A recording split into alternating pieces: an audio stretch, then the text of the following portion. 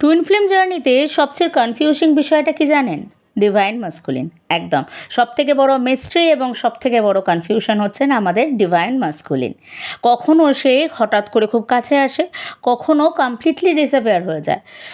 তাই অনেক ডিভাইন ফেমিনিনের প্রশ্ন হয়, ডিভাইন মাস্কুলিন কি আদৌ এই জার্নিটাকে বোঝে? ডিভাইন মাস্কুলিনের কি কোনো স্পিরিচুয়াল অ্যাওয়াকেনিং হয়? ডিভাইন মাস্কুলিন কি কখনও টুইন ফ্লেম জার্নিটাকে সিরিয়াসলি নেয়? আমরা সমস্ত কিছু বুঝবো ডিটেলসে এই ভিডিওতে। আমরা জানবো ডিভাইন মাস্কুলিনের টুইন ফ্লেম জার্নিতে কী কী স্টেজেস থাকে। নমস্কার বন্ধুরা, আপনাদের সকলকে স্বাগত আপনাদের চ্যানেল এসডিবিডি পিসফুল সোল, শান্তিময় আত্মাতে। ডিভাইন মাস্কুলিনের টুইন ফ্লেম জার্নির কী কী স্টেজ আছে এইগুলো আপনি যদি পুরোটা জানেন তাহলে বুঝতে পারবেন এই টুইন ফ্লেম ডায়নামিকটা কেমন, এবং আপনারও নিজের জার্নিটা, নিজের সিচুয়েশনগুলো বুঝতে সুবিধে হবে। আমরা ডিভাইন মাস্কুলিনের জার্নিটাকে মূলত প্রধান 5টা স্টেজেসে ভাগ করতে পারি। প্রথম হচ্ছে রেকগনাইজেশন। টুইন ফ্লেম, আপনার ডিভাইন মাস্কুলিন আপনাকে চিনতে পারে। কিরমভাবে হয়? যখন জার্নিটা শুরু হয়, যখন ডিভাইন মাস্কুলিন প্রথমবার তার ডিভাইন ফেমিনিনের এনার্জিটাকে ফিল করে, সেই সময় সে বুঝতে পারে যে কিছু তো একটা আলাদা হচ্ছে। সে বুঝতে পারে না যে কেন হচ্ছে, কিভাবে হচ্ছে, কিন্তু সে বুঝতে পারে যে যেটা হচ্ছে সেরকম deep feelings, deep familiar feelings, যেন মনে হয় যে আমি এই মানুষটাকে আগে থেকে চিনি। এই অনুভূতিগুলো কিন্তু তার আগে হয় না, এবং এই অনুভূতিটা শুধুমাত্র তার ডিভাইন ফেমিনিনের সঙ্গে তার পরিচয় বা তার কানেকশনের মধ্যে আসার পর থেকেই তার এই অনুভূতিগুলো শুরু হয়। দ্বিতীয় স্টেজ আমরা বলতে পারি অ্যাট্রাকশন অ্যান্ড ইন্টেন্সিটি।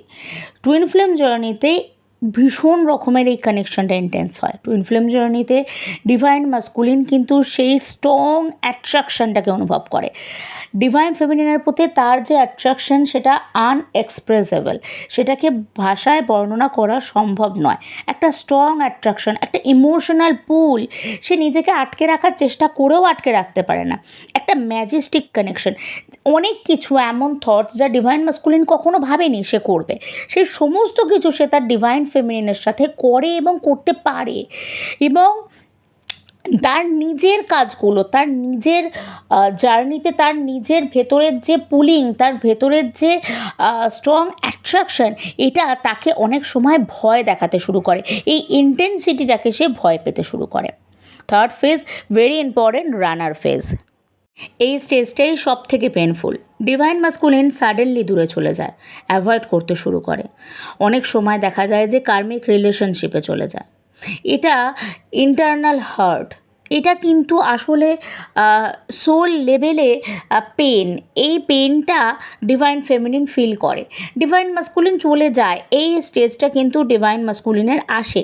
তার কারণ হচ্ছে যে এই যে ইন্টেন্স অফ লাভ, এই যে তার নিজের পরিবর্তন, তার প্রতি একজনের ভালোবাসা যেটা অতিরিক্ত, যেটা গভীর, সেটা তো আছেই, কিন্তু তার সঙ্গে তার নিজের যে পরিবর্তনগুলো হচ্ছে সেটা সে হ্যান্ডেল করতে পারে না। অনেক সময় সোসাইটির ট্রমা থাকে, অনেক সময় তার পুরনো থট প্রসেস থাকে, যেগুলো তাকে মনে করে যে এগুলো, এটা মনে হয় ঠিক নয়, এটা মনে হয় হতে পারে না।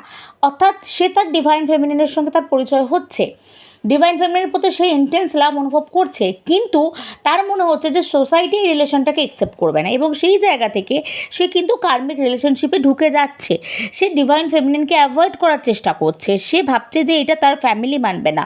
এই বিভিন্ন ধরনের থট প্রসেস, যেগুলো শুধুমাত্র তার 3Dর কনসেপ্ট থেকে আসে, তার পুরনো ব্লকেজেসগুলো থেকে আসে, সেইগুলো তাকে আলটিমেটলি রানার ফেজ থেকে নিয়ে চলে আসে হচ্ছে সেপারেশন ফেজে।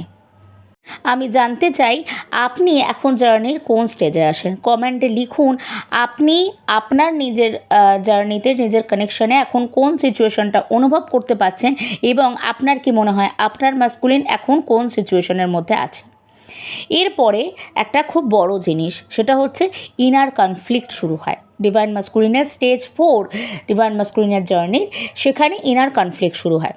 হতে পারে সে সেপারেশনে চলে গেছে, সে রানার হয়ে গেছে, সে কার্মিক সিচুয়েশনের মধ্যে আছে, কার্মিক রিলেশনশিপে আছে, ওকে, সে চাইছে না, সে নিজেই চায় না তার ডিভাইন ফেমিনিনের সঙ্গে যোগাযোগ করতে, তাদের মধ্যে টোটাল ডিসকানেকশন শুরু হয়ে গেছে। এই জায়গাটা থেকে ডিভাইন মাস্কুলিন বুঝতে শুরু করে যে এই কানেকশনটা কোনো অর্ডিনারি কানেকশন নয়। সে অনেক সময় তার পাস্ট মেমোরিগুলোকে রিকল করতে শুরু করে। সব থেকে বড় কথা, আপনাদের সোল যেহেতু এক, আপনাদের ড্রিম লেভেলে কানেকশন থাকবেই। সে আপনার ড্রিম দেখতে শুরু করে, নাম্বার সিকোনেসি হতে শুরু করে, সে বারে বারে বিভিন্ন জায়গায় আপনার নাম, আপনার কথা শুনতে পায়, আপনার সঙ্গে রিলেটেড শব্দগুলো শুনতে পায়, তার আবার আপনার এনার্জিটা ফিল হয়, ডিভাইন ফেমিনিন এনার্জিটাকে সে ফিল করতে শুরু করে। ধীরে ধীরে তার মধ্যে একটা ইনার কনফ্লিক্ট তৈরি হয় এবং এই ইনার কনফ্লিক্টটা তাকে অ্যাওয়াকেনিংয়ের দিকে নিয়ে যায়। Last stage very important twin flame জার্নির ক্ষেত্রে অ্যাওয়াকেনিং, ডিভাইন মাস্কুলিনের অ্যাওয়াকেনিং এবং তার রিয়েলাইজেশন। কিন্তু এখানে আরেকটা অংশ অবশ্যই যুক্ত। এই অ্যাওয়াকেনিং অবধি কিন্তু ডিভাইন মাস্কুলিন পৌঁছানোর জন্য ডিভাইন ফেমিনিনকে গুরুত্বপূর্ণ ভূমিকা নিতেই হবে।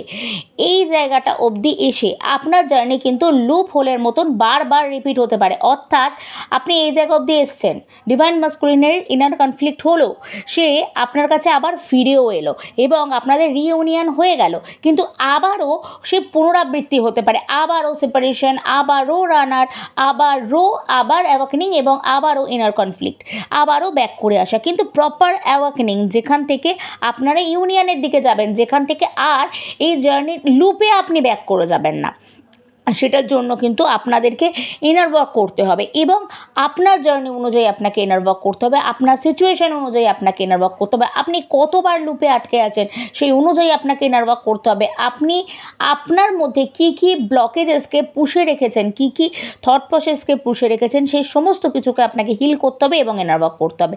ইনার ওয়ার্ক অবশ্যই আপনার নিজের জন্য, আপনার গাইডেড ইনার ওয়ার্ক করতে হবে। আপনারা যদি আমার সাথে আপনার গাইডেড ইনার ওয়ার্ক করতে চান এবং টুইন ফ্লেম গাইডেন্স পেতে চান, অবশ্যই আমার সঙ্গে যোগাযোগ করতে পারেন। আমার যোগাযোগের নাম্বার ডিসক্রিপশন বক্সে দেওয়া থাকে এবং পিন কমেন্টে দেওয়া থাকে। এবার আমরা আসি ডিভাইন মাস্কুলিনের অ্যাওয়াকেনিং এবং রিয়েলাইজেশনের ক্ষেত্রে। এই স্টেজটা ডিভাইন মাস্কুলিন ধীরে ধীরে বুঝতে শুরু করে এই জার্নি আসলে স্পিরিচুয়াল, এই জার্নি আসলে স্যাডো ফেস করতে শুরু করে, সে বুঝতে শুরু করে তাকে তার স্যাডোগুলোকে হিল করতে হবে, তার হিলিং শুরু হয়। ডিভাইন ফেমিনিনের হিলিংয়ের সাথে সাথে ডিভাইন মাস্কুলিনের হিলিং শুরু হয়, তার ইগোগুলো ডিজলভ হতে শুরু করে। ধীরে ধীরে সে বুঝতে পারে যে এই জার্নিটার জন্য তাকে কিছু ওয়ার্ক করতে হবে, তাকে তার জার্নিটার জন্য স্ট্যান্ড নিতে হবে, তাকে তার কার্মিক সিচুয়েশানগুলো থেকে বেরোতে হবে, তার হার্ট ওপেন হতে শুরু করে। এই সময় কিন্তু যদি এই অবধি পৌঁছে থাকেন এবং প্রপার ইনার ওয়ার্ক না হয়ে থাকে, তাহলে রিউনিয়ন তো হবে এবং এই পরিস্থিতিতে যদি আপনার ডিপ ইনার ওয়ার্ক থাকে, সেক্ষেত্রে ইউনিয়ন পসিবল। টুইন ফ্লেম জার্নির একটা ট্রুথ আপনাদেরকে সবসময় মনে রাখতে হবে, ডিভাইন মাস্কুলিনকে চেঞ্জ করাটা কিন্তু ডিভাইন ফেমিনিনের কাজ নয়। ডিভাইন ফেমিনিনের কাজ হলো নিজের ইনার অ্যালাইনমেন্ট, নিজের সেলফ লাভ এবং স্পিরিচুয়াল গ্রোথ। যখন ডিভাইন ফেমিনিন ট্রান্সফর্ম হয়, তখন ডিভাইন মাস্কুলিনের সাডেনলি ন্যাচারালি শিফটগুলো কিন্তু শুরু হয়। আপনি যদি চান আমি পরের ভিডিওতে ডিভাইন মাস্কুলিন কেন কার্মিক রিলেশনশিপে আটকে থাকে সেটা ডিটেলসে বোঝাই, তাহলে অবশ্যই আমাকে কমেন্ট করে জানবেন। এই অবধি যদি আপনি ভিডিওটা দেখে থাকেন এবং আপনি টুইন ফ্লেম জার্নির ব্যাপারে জেনে থাকেন, তাহলে অবশ্যই এই পজিটিভ এনার্জিগুলো আপনার লাইফে আনার জন্য নিজের ইনার ওয়ার্ক আজকে থেকেই শুরু করুন। আপনি যদি এতটা দেখে থাকেন, আপনার মধ্যে যদি পেশেন্স থেকে থাকে, আপনি অবশ্যই কমেন্ট সেকশনে লিখুন ইনার ওয়ার্ক। আপনারা দেহ এবং মন থেকে সুস্থ থাকবেন, নিজেকে ভালোবাসবেন, সকলকে ভালোবাসবেন। নমস্কার।